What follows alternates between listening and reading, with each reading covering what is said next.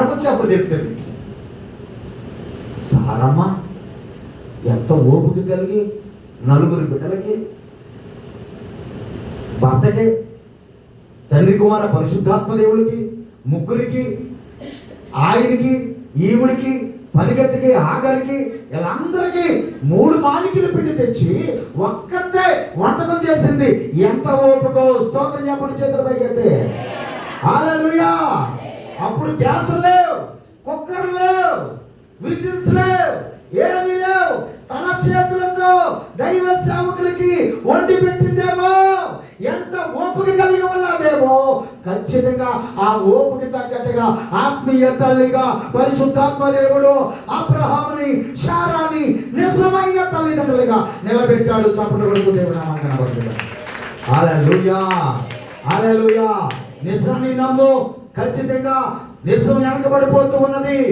సంగమా, స్వార్థం లేకుండా ప్రార్థన చేస్తే ఎవరో రావట్లే. నీకు అది జరిగిపోతే, ఇది జరిగిపోతే, నీ ఇంట్లో అన్ని తెగిపోతాయి.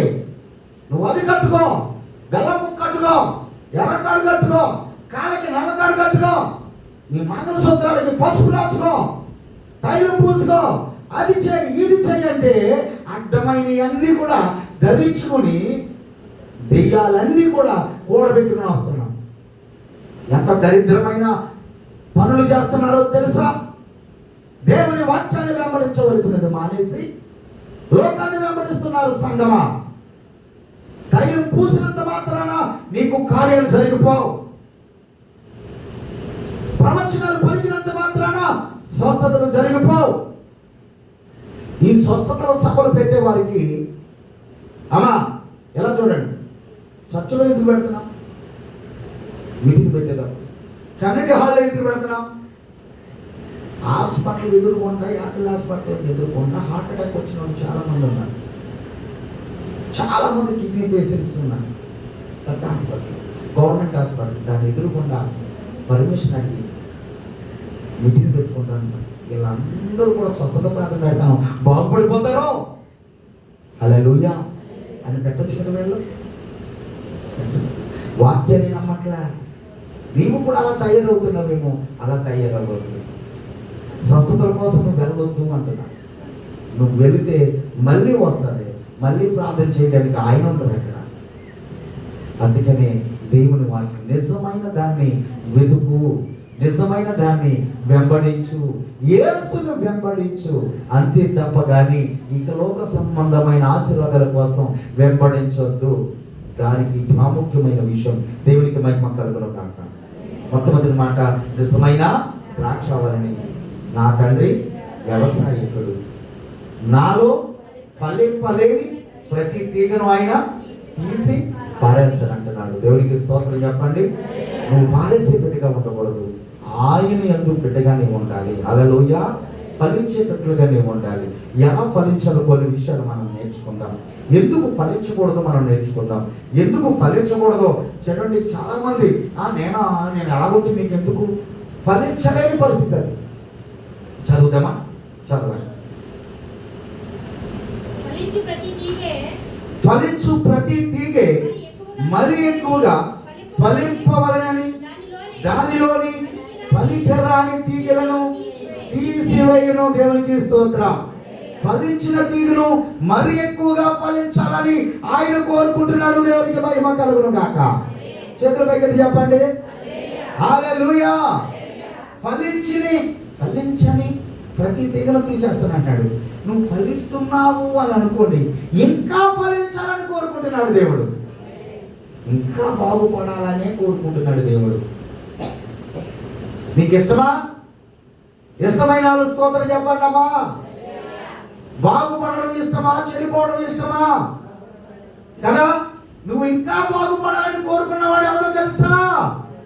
నా యేసయ్య. హల్లెలూయా. అందుకని ఆయన దగ్గరికి రా. ఆయన నిజమైన స్నేహితుడు, ఆయన నిజమైన స్నేహితుడు, ప్రాణం పెట్టే స్నేహితుడు, విడివక ప్రేమించే దేవుడు, మర్చిపోక ప్రేమించే స్నేహితుడు, గొప్ప స్నేహితుడు ఆయన. ఆయన ఇష్టపడు, ఆయన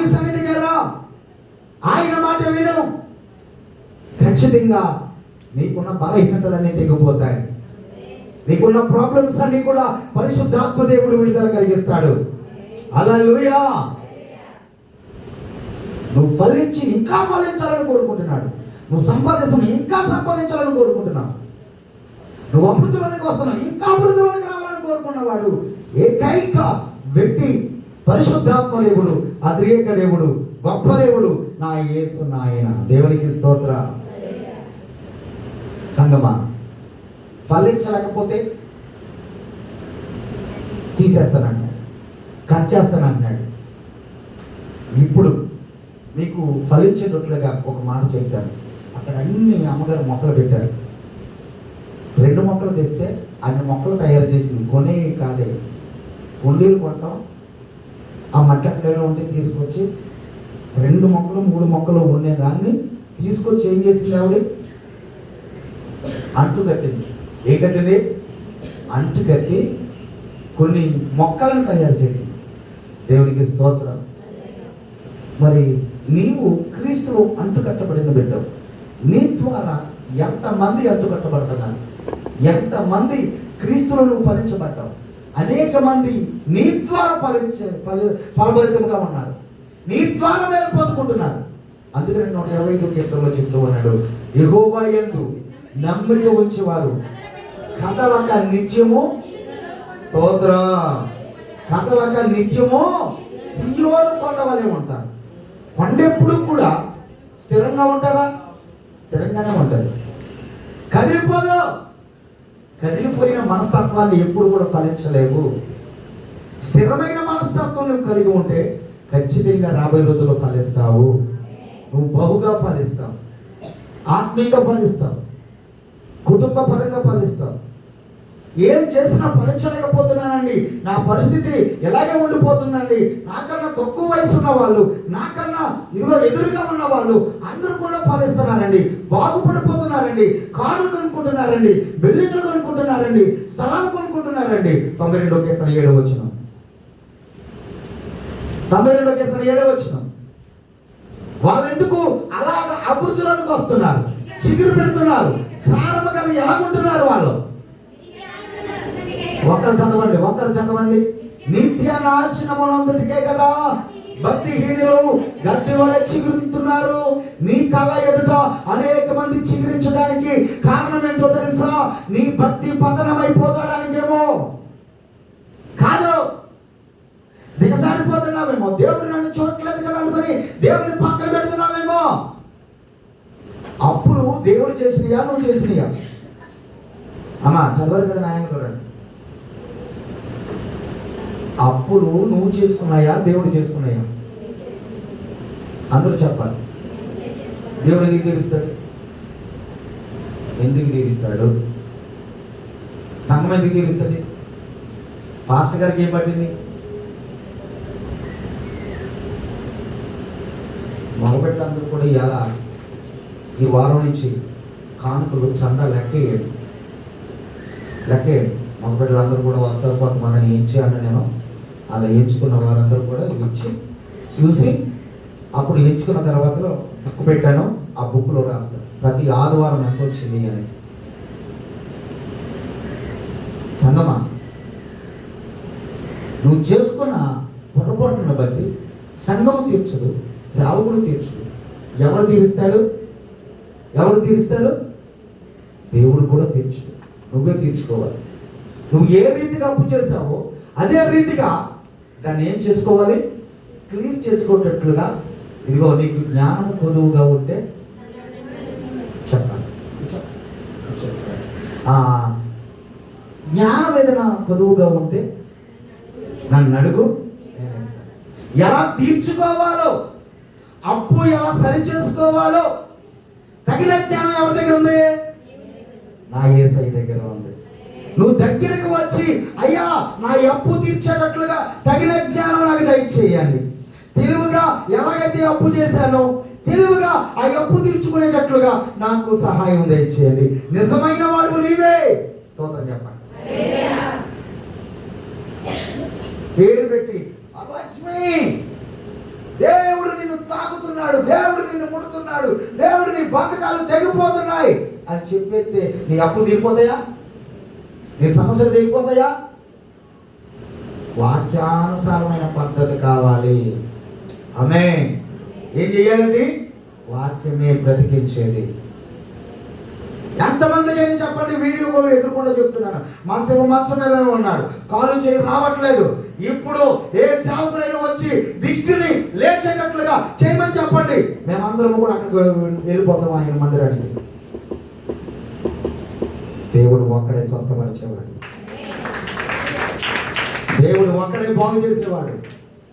నువ్వు వస్తూ వస్తూ వస్తూ వస్తూ ఉంటుంటే ఆటోమేటిక్గా ఆ నరాలు, ఆ కండరాలు, ఆ ఊపిరితిత్తులు, ఆ కాలేయము, గుండె, కిడ్నీ, బ్రెయిన్, మెదడు, నరాలు ప్రతిదీ కూడా సడలింపచేసి పరిశుద్ధాత్మ దేవుడు కొన్ని రోజులకి దేవుడు స్వస్థపరుస్తాడు. ఆ కార్యం జరుగుతాడు. శివ అంటున్నాడు, శేఖర్ అతని పేరు అంటున్నాడు, కాలు చేయి రాగానే దేవుని మందిరంలోకి వస్తానని మొక్కుకున్నాడు. హల్లెలూయా. కృప కలిగిన దేవుడు అండి, మహిమ కలిగిన దేవుడు అండి. ఆయన దగ్గరికి రావాలి. శిలువ దగ్గరికి నువ్వు వస్తూ ఉంటే నీకున్న శాపం పోతుంది, పాపం పోతుంది, అవన్నీ కూడా కడగబడిపోతూ ఉంటాయి. నాచు పట్టినట్టుగా నీ హృదయంలో, నీ ఇంటిలో, నీ మైండ్ సెట్లో, నీ ఆలోచనలో అన్నీ కూడా నాచు పట్టినట్టుగా లోకంలో అన్నీ కూడా నాచు పట్టేసినాయి. అందుకనే వాక్యం ఉండాలని దాన్ని కడగాలి, శుభ్రం చేయాలి, దాన్ని సర్పేసి కడగాలి, అవన్నీ కడిగి. అందుకని అంటున్నాడు, సకలవాణి సబ్బు వంటిది కదా నా వాక్యము, శుద్ధి వంటి కాదా నా వాక్యము. ఇక్కడ కట్ చేయడానికి ఏం కావాలి? కత్తిరి వంటిది కాదా నా వాక్యము. అంత విపులముగా పరిశుద్ధాత్మ దేవుడు వాక్యాన్ని బోధిస్తుంటే వాక్యానుసారంగా నువ్వు నడవలేకపోతున్నావంటే దినములు చెడ్డవి సమయాన్ని పోనివద్దు, సద్వినియోగం చేసుకోండి. అజ్ఞానం వేళ ఉండొద్దు, మూర్ఖంగా మీరు ఆలోచించొద్దు, మీరు మూర్ఖంగా ఆలోచించొద్దు, వాక్యానుసారంగా ప్రవర్తించండి. యూట్యూబ్లు చూసి అది చూసి ఇది చూసి మోసపోవద్దు, వాక్యాన్ని నమ్మండి. దేవుని మహిమ కలుగును గాక, దేవుడు నేను దీవించును గాక. నిజమైన ద్రాక్ష వలె నేనా అని ఛాలెంజ్ విసురుతున్నాడు ఆయన. అబద్ధమైన దాని కోసం నువ్వు పరుగులు పెడుతున్నావేమో, ఇప్పుడైనా వదిలిపెట్టు. నువ్వు ఫలించలేకపోతే తీసేస్తానంటున్నాడు. ఇక్కడి నుంచైనా సరే నువ్వు ఫలించేటట్లుగా చేయి. సువార్త చేయి నీ వీధిలో వాళ్ళకి. నా వీధిలో, నా ఇంటి దగ్గర ప్రతి శుక్రవారం జరుగుతుంది, ప్రతి శనివారం జరుగుతుంది, ప్రతి ఆదివారం జరుగుతుంది, ప్రతి మంగళవారం జరుగుతుంది. రమ్మని పిలువు. ఎంత పిలిచినా రాకపోతున్నావా వాళ్ళ కోసం ప్రార్థన చేయి. కొన్ని రోజులకైనా ఒకే ఒక రోజు నేను నడిపిస్తాడు దేవుడు. ఎవరికి బలహీనత లేకుండా ఉండవు, ప్రతి ఒక్కరికి కూడా బలహీనతలు వస్తుంది. ఎంత చెప్పినా వినలేకపోతున్నారా వారి కోసం ప్రార్థన చేయి. వారికి బలహీనత కలిగి ఖచ్చితంగా దేవుని సన్నిధికి నడిపించబోతూ ఉన్నాడు దేవుడు. అప్పుడు సేవకుడు ముఖాంతర రూపంలో నుంచి ఆ బలహీనమైన వ్యక్తులతో దేవుడు మాట్లాడతాడు. దేవుడు నిన్నే కోరుకుంటున్నాడు తల్లి అనగానే ఆమె నీ ద్వారా రక్షణ పొందుకుంటుంది, ఆమె రక్షణలోకి నడిపించబడుతుంది, విశ్వాసంలో నడిపించబడుతుంది. నీ కుటుంబం ద్వారా ఆ కుటుంబం రక్షణలోకి నడిపించబడుతున్నది. దేవునికి మహిమ కలుగును గాక. ప్రార్థన చేద్దాం, ప్రార్థన చేద్దాం. ఎన్ని ఆత్మలు సంపాదించావు జయమ్మ గారని అడుగుతాను. నేను కదా అడిగేది, ఎవరు అడుగుతాడు? దేవుడు అడుగుతాడు. ఆయన తీర్పులోకి రావాలి. నేను ఆయన తీర్పులోకి రాకోకుండా బలనమ్మకమైన దాసుడైన భుజం కట్టేసి ఏం చేయాలో తెలుసా? కూర్చోవాలి. ఆయన కుడి పర్సన్ కూర్చోవాలి. ఒక ఆయన అంటున్నాడు, ఇది వరకు బాగా వచ్చేసి నాకు ప్రసంగాలు మంచిగా మంచి చర్చెస్కి వెళ్ళిపోయేవాడిని, బాగానే మంచిగా వాడబడేవాడిని అన్నాను. ఈ మధ్యలో కొంచెం డౌన్ అయింది, ఎందుకో అనేసి అన్నాను. ప్రార్థన ఏం తక్కువ అవలే. అతను అంటున్నాడు, నా భుజం కట్టి విశ్వాసి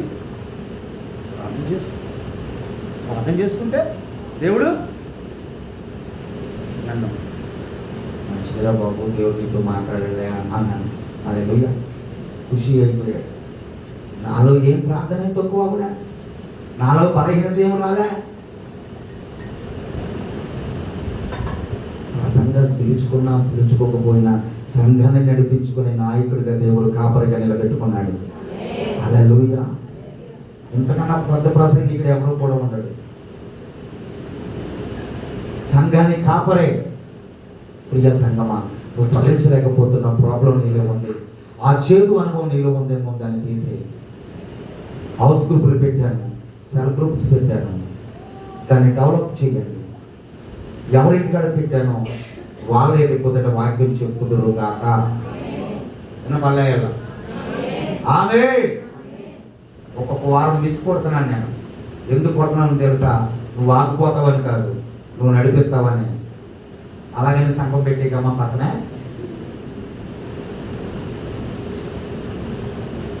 అభివృద్ధిలోనికి రావాలండి, ఫలించాలండి, పాటలు పాడేవారుగా ఉండాలండి, ఆరాధన చేసేవారుగా ఉండాలండి. మా వాళ్ళు మనకి సిగ్గులేదు కదా, మా ఆడపిల్లలో ఇప్పుడు వచ్చారు తెలుసా? 11:30 వచ్చారు. స్తోత్రం చెప్పండి అమ్మా. మీరు కదా వాళ్ళ పాటలు పాడే ఆరాధన చేసే గుణం యవనస్తుల్లో ఉన్నది.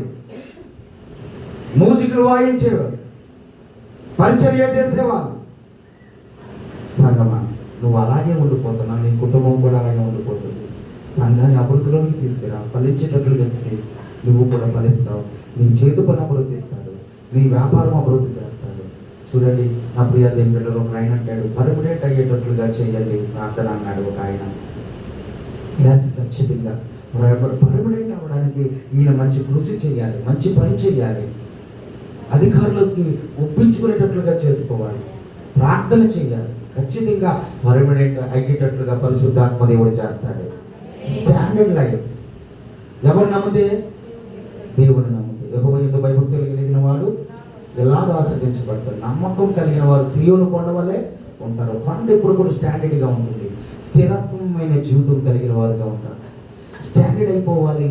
సెటిల్ అయినా వాళ్ళ ఫ్యామిలీ సెటిల్ అయిపోయారా అంటారు. ఎందుకు సెటిల్ అయిపోయారు, స్టాండర్డ్ అయిపోయారు అని అంటే ఇంకా వెనక ముందు చూసుకోవలసిన అవసరం లేదు, సెటిల్ అయిపోయారు. ఎస్, నువ్వు కూడా కొండవాలి, సియోను కొండవాలి. స్టాండర్డ్ లైఫ్ నీకు కావాలి అంటే యేసు ప్రభుని నమ్ము, పూర్తిగా నమ్ము, సందేహించగా నమ్ము.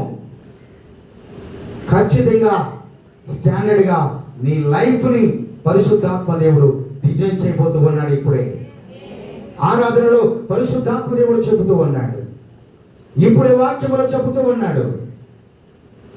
పర్మనెంట్ కాబోతూ ఉన్నాడు, పర్మనెంట్ కాబోతూ ఉంది. నమ్మిన వారు చప్పట్లు కొడుతూ దేవుని నామాన్ని కనపడుతున్నారు. హల్లెలూయా. మళ్ళీ సాక్షిగా దేవుడు నిన్ను నిలబెట్టును కాక.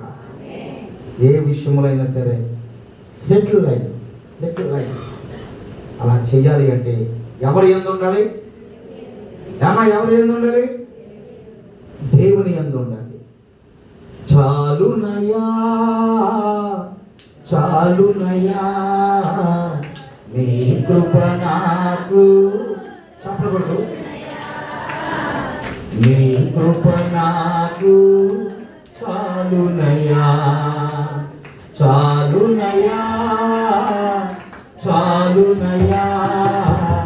నీ కృప నాకు చాలునయా, నీ కృప నాకు చాలునయా. ప్రేమామయుడివై ప్రేమించావు, కరుణామయుడివై, ప్రేమామయుడివై ప్రేమించావు, కరుణామయుడివై కరుణించావు.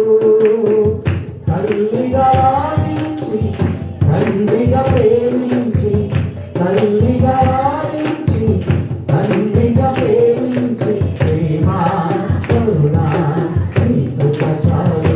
చూద్దామా? ప్రేమ కరుణ నీ కృప చాలు, చాలునయా.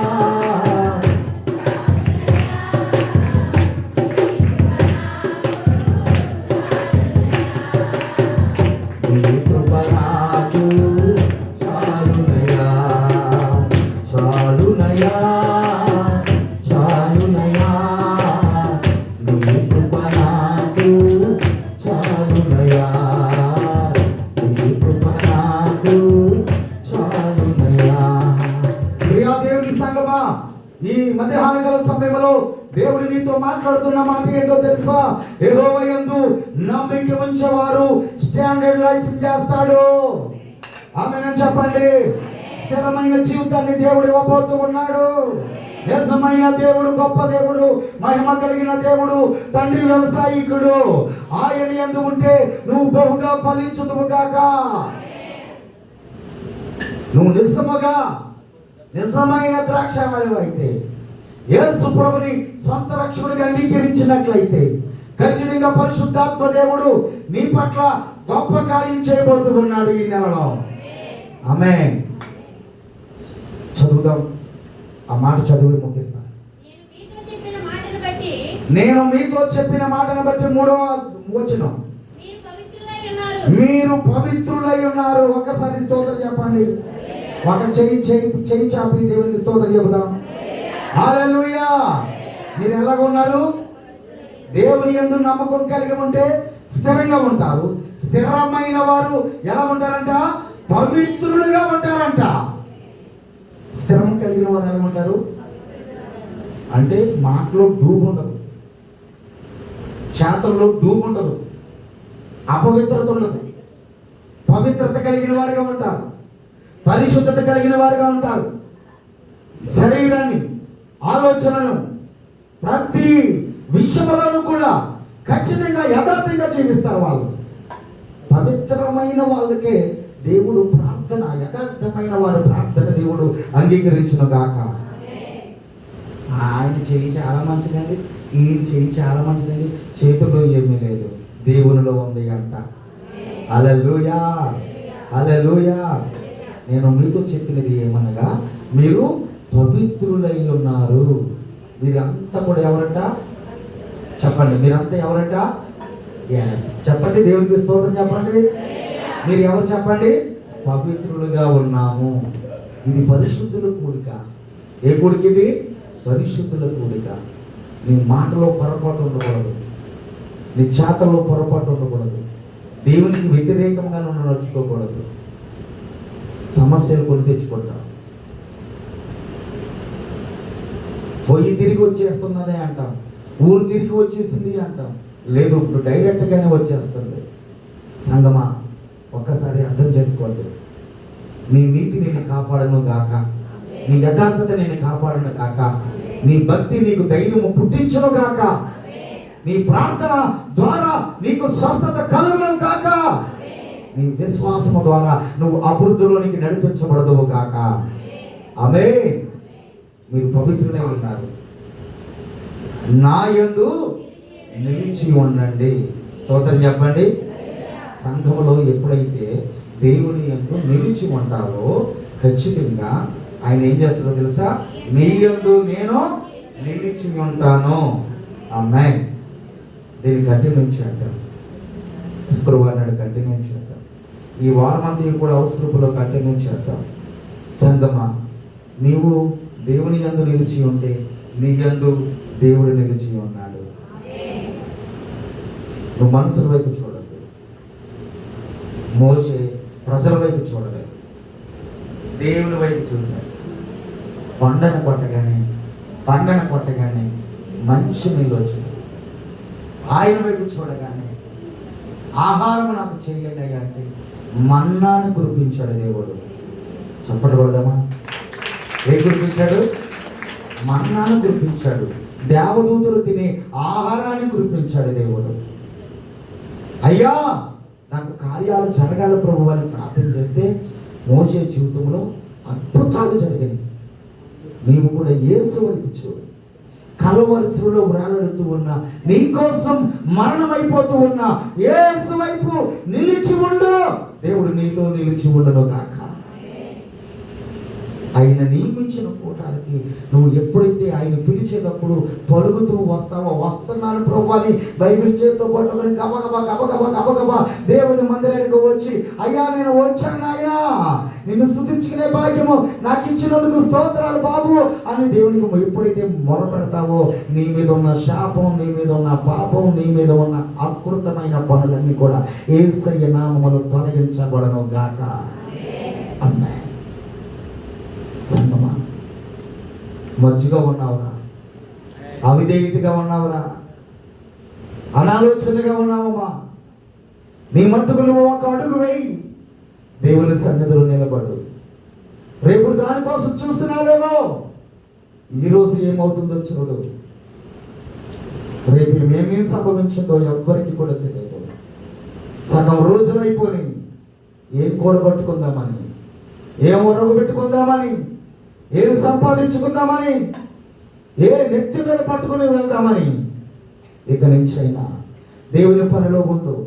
ఫ్యాక్టరీకి వెళ్తున్నావేమో, వాళ్ళందరికీ చెప్పు శుభవార్త. ప్రయాణమై వెళ్తున్నావేమో ఆటోలో, వాళ్ళందరికీ చెప్పు. నీ బంధువులు ఫోన్ చేశారేమో, వాళ్ళందరికీ చెప్పు. ఆదివారం ఆరాధనకి మర్చిపోవద్దని, ఆరాధించే రోజున ఏ పనిని కూడా ఆరాధించకూడదని చెప్పు. ఫంక్షన్లని ఆరాధించకూడదని చెప్పు. మనుషుల్ని ఆరాధించకూడదని చెప్పు. ఈ లోకములో డబ్బుని, వస్త్రాలని, సిరి సంపదలని ఆరాధించొద్దని చెప్పు. ఇష్టపడొద్దని చెప్పు. నన్ను గణపరిచిన వారిని నేను గణపరుస్తున్నాను దేవుడు అని చెప్పు. క్రైస్తవా, హాస్పిటల్లో ఉన్నావేమో వారితోనే చెప్పు. వాళ్ళన్న మార్పు చెందుతారు. పరిశుద్ధాత్మ దేవుడు కార్యం జరుగును గాక. ఎక్కడ ఏ నోటంట కూడా పాస్టర్ గారికే ఖాళీ కాదు, మీకు కూడా ఖాళీగా ఉండకోకుండా సువార్తలో ముందుకు కొనసాగుదురు గాక. అప్పుడు సంఘం ఏమవుతుందో తెలుసా? ఫలిస్తుంది. నువ్వు సువార్త వెదచల్లకే నిజమైన దాన్ని కప్పెట్టేస్తున్నావు. సాక్ష్యాలు విందిరిగా నీకు మొదటి శుక్రవారం జరిగిన సాక్ష్యాలు, కానీ నువ్వు ఇంటికి అలా ఉండిపోతున్నావు. సాయంత్రం అన్న మందిరానికి రాలేకపోతున్నావు. ఎందుకు ఎందుకు ఏమో తెలియదు. త్వరగా ఒక గంట సేపు దేవుని మందిరంలో గడిపితే చాలు. రోజుకు 24 గంటలు పరిశుద్ధాత్మ దేవుడు నీకు ఇస్తున్నాడు. ఆమేన్. మోకరించు, ప్రార్థనించు, అంగలార్చు, మొర్రపెట్టు.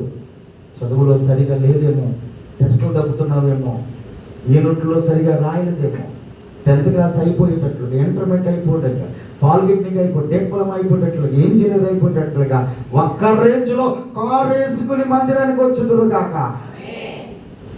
మీరు కాదు, ఎలా ఆ స్థితికి దేవుని యందు నిలిచి ఉంటే ఇవన్నీ జరుగుతాయి. కలికి సినిమాకి వెళ్తే జరగవు, బాహుబలికి వెళ్తే జరగవు. మాట్లాడుకోకుండా మీద నువ్వు వెళ్ళిపోయి పడుకుంటారు. ఆ పిక్చర్కి ఈ పిక్చర్కి వెళ్తే ఎవడు నీ దగ్గరికి రాడు, ఎవరి దగ్గర నువ్వు నిలిచి ఉంటావు. నువ్వు దేవుని దగ్గర నిలిచి ఉండో, నీ దగ్గర చాలా మంది నిలిచి ఉంటారు చేతులు కట్టుకొని. కొట్టకండి చెప్పట్లో. ఒక అధికారిగా దేవుడు నిలబెడతాడు, ఒక ఎంఆర్ఓగా దేవుడు నిలబడతాడు, ఒక పోలీస్ ఆఫీసర్గా దేవుడు నిలబడతాడు, ఒక డాక్టర్గా దేవుడు నిలబడతాడు, ఒక ఇంజనీర్గా దేవుడు నిలబడతాడు. నీ పిల్లలు అటువంటి స్థితిలో నిలబడాలి అంటే నీవు ఇక్కడ నిలబడాలి. నీవు ఇక్కడ నిలబడాలి. నీ పిల్లలు ఉన్నతమైన స్థితిలో నిలబడాలంటే నిద్రపోకూడదు. ఎలా చూడండి, ఏం చేయకూడదు? నా స్టేటస్ ఏం పెడతాను కింద, కింద ఉంటుంది, మెలుగు కలిగి అందరూ చూస్తారు. నా కాంటాక్ట్సే 900 చిల్లర ఉన్నా, 1100 చిల్లర ఉన్నారు ఇప్పుడు నా కాంటాక్ట్సే, నెంబర్లన్నీ అందరూ చూస్తున్నారు. మెలుగు కలిగి ప్రార్థన చేయి. నీ పిల్లలు దేవుని యందు నిలిచి ఉండేలాగిన, పార్కుల్లో కాదు, సినిమాలో కాదు, సింగార్లీ కాదు. పట్టణం అంతా కూడా కలగలాడిపోతుందో తెలుసా? డ్రగ్స్ ఎంతమంది తెలుసా? పిల్లలు 13 సంవత్సరాల నుంచి స్టార్ట్ అయ్యారు. తనకంతా కూడా గలగలాడిపోతుంది. 13 సంవత్సరాలు బట్టి మొత్తం పానీయాలకు అలవాటు పడిపోయారు. వదిలేయకూడదా మా పిల్లల్ని? ఎక్కడ వెళ్ళావు? ఏం చేస్తున్నావు? బైబిల్ చదివావా? పాటలు పాడుతున్నావా? పాస్టర్ గారి దగ్గర ఉన్నావా? అది ఎక్కడ ఉండాలంటే ఇక్కడే ఉండాలి. ఆమె అంటారా? ఆమె ఖాళీ టైము ఎక్కడ ఉంటాడు వాడు అంటే చర్చిలో ఉంటాడు వాడు. ఎక్కడ ఉంటుంది ఆ అమ్మాయి అంటే ఇక్కడ అని పేరు చెప్పి రకరకాల మధ్యలో డాన్స్ వేస్తే దేవుడు ఊరుకోడు. దేవుడు ఊరుకోడు, స్కిన్ని చేస్తాడు. తెలుగులో చెప్పనా? అది తోలు చేస్తాడు. ఆ స్వస్థాలు కూడా అలాగే వెళ్ళిపోయి డాన్స్ వేస్తున్నారు కొంతమంది. ముదునూరు కూడా ప్రార్థనకి వెళ్ళి, మండపాగాని ప్రార్థనకి వెళ్ళి, గౌరీపట్నం మన ప్రార్థనకి వెళ్ళి, వాక్యం నీళ్ళు ఉంటే ఖచ్చితంగా నిలబడతాం. కప్ప గొంతులు కోదు గొంతులయ్యి. హల్లెలూయా. అందరిలోనూ ఉండదు. ఈయనకి స్వస్థత వరం ఇచ్చాడు, ఈయనకేమో పరిచర్య వరం ఇచ్చాడు. ఈయనక పాస్టర్ అన్న తర్వాత, సేవకుడు అన్న తర్వాత అన్ని అభిషేకాలు, అన్ని వరాలు పరిశుద్ధాత్మ దేవుడికి ఇచ్చి నలిపి శుద్ధులుగా చేసి ఆయన రక్తంలో జుప్పట్టుకుని ఇలాగ కడిగి ఖచ్చితంగా వదిలాడు. దేవుడికి స్తోత్రం. అన్నీ ఒక మాటలు చెప్పనా, మూసుకుని మేము బ్రతుకుతూ దేవుని సువార్త చేస్తున్నాం. నువ్వు తిట్టినా, నువ్వు కొట్టినా, నీ ఇష్టపూర్వకంగా ఎలాగ మాట్లాడినా, ఇది వరకు నాగేశ్వరం అయితే భలే గొంతుల పరిస్థితి. మా అమ్మజోళ్ళకి ఒక్కరు వచ్చేవారు కదా ఆ ఈదులో, రాఘవం ఉన్నది అని, రాఘవుల పేరు మామూలుగా. ఎప్పుడైతే బాప్తీసం తీసుకుందో మొత్తం మారిపోయింది. హల్లెలూయా. ఎప్పుడైతే రక్షణలోకి వచ్చానో ఒకే ఒక్క రోజు తాగుడు మానేసాను బెనర్జీ, ఒక్క రోజులోనే స్మోక్ మానేసాను బెనర్జీ, చెడు అలవాట్లు మానేసాను ఒకే ఒక రోజు. 2000 సంవత్సరంలో ఒకే నైట్, 31st నైట్ పరిశుద్ధాత్మ దేవుడు అలాంటి వారిని దర్శించను కాక. నీ చేతిలో ఉంది బాగుపడాలంటే, పాడైపోవాలంటే నీ చేతిలోనే ఉంది. నీ పిల్లలు నీ చేతిలోనే ఉన్నారు. ఓడా పెట్టుకు తీసుకురా. సండే స్కూలే అవసరం. సండే స్కూలే అయితే అలా ఏం చేస్తున్నారో తెలియ అవసరం. నీతో పాటు వస్తే నీ మీద ఉన్న అభిషేకం వాడి మీదకి వస్తుంది, నీ మీద ఉన్న ఆత్మ వాడి మీదగా వస్తూ ఉన్నది. నువ్వు పాటలు పాడితే ఆడు పాటలు పాడతాడు. అదే వాక్యం వింటుంటే అదే వాక్యము వాడి మనసులోనికి వెళుతూ ఉంటుంది. నిన్ను ఖండించిన దేవుడు వాడిని కూడా ఖండిస్తాడు. నీకు బుద్ధి చెప్పిన దేవుడు వాడి కూడా బుద్ధి చెబుతాడు. దేవుడికి మహిమ కలుగును గాక. వాడు చిన్ననాటి నుండి దానిలో ఎదిగితే పెద్దవాడైన తర్వాత దాని నుండి వాడు స్తోత్రం చెప్పండి. సంగమా, ఏది నేర్చుకుంటున్నావో ఒకసారి ఆలోచించు. 200 మంది ఉన్న సంఘం ఇది. ఎక్కడ జరగలేదు కార్యం అని ఇంకో చోట, ఇంకొక జరుగుతుంది, వెళ్ళిపో, తిరుగుతూనే ఉండు. ఏ కార్యాలు జరగవు, ఆగిపోతావు. ఎందుకు జరగలేదు? ఎవ్వరు కూడా పెట్టలేని నెలలో మొదటి శుక్రవారం 18 సంవత్సరాల క్రితం దేవుడు నాకు పెట్టాడు ఇక్కడ. దాని ద్వారా మేలు పొందుకున్నా, దాని ద్వారా స్థలం కొనుక్కున్నా, దాని ద్వారా మందిరం కట్టుకున్నా, దాని ద్వారా సౌండ్ సిస్టమ్ వచ్చింది, దాని ద్వారా ప్యాడ్ వచ్చింది, దాని ద్వారా ఫ్యాన్ వచ్చింది, దాని ద్వారా టైల్స్ వేసాం, దాని ద్వారా కుర్చీ సంపాదించుకున్నా, దాని ద్వారా ఇల్లు సంపాదించుకున్నా, దాని ద్వారా చచ్చిపోయినవన్నీ దేవుడు 2019 సంవత్సరంలో దేవుడు బ్రతికించాడు. దాని ద్వారా అనేకమైన అద్భుతాలు, దాని ద్వారా మ్యారేజ్ చేశాం, దాని ద్వారా అనేకమైన ఈవులు, అనేకమైన కార్యాలు, చిన్న సెల్ ఫోన్ సైతం కూడా సంపాదించుకున్నాం. హల్లెలూయా. దేని ద్వారా? నెలలో మొదటి శుక్రవారం ద్వారా. నువ్వు వస్తే ఏంటి, రాకపోతే ఏంటి, నేను సంపాదించుకున్నా, నేను అభివృద్ధిలోకి వచ్చా, నేను ఫలిస్తున్నా. నన్ను చూసాను, నువ్వు నేర్చుకుంటే ఫలిస్తావు. నువ్వు అలాగే ఉండిపోతే అలాగే ఉండిపోతావు. నువ్వు ప్రార్థనకి తెగించి నువ్వు ఎప్పుడైతే వచ్చావో ఈ రోజు నుంచే స్టార్ట్ అవుతుంది ఆశీర్వాదాలు. ఈ రోజు నుంచే స్టార్ట్ అవుతాయి దీవెనలు. ఆమేన్. కథలో ఒక రొట్టు పక్కన పడుతుంటుంది. నేనంటే ఆవిడ జీవితంలో చాలా కార్యాలు జరిగినాయి. నేను ప్రార్థన చేయగా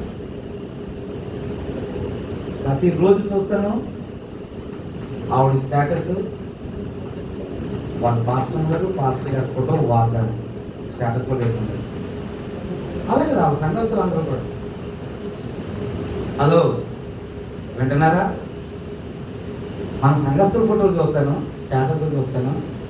ఒక్కరూ కూడా నీ చర్చ్ కోసం పబ్లిసిటీ చేయరు. చాలా వందనాలు.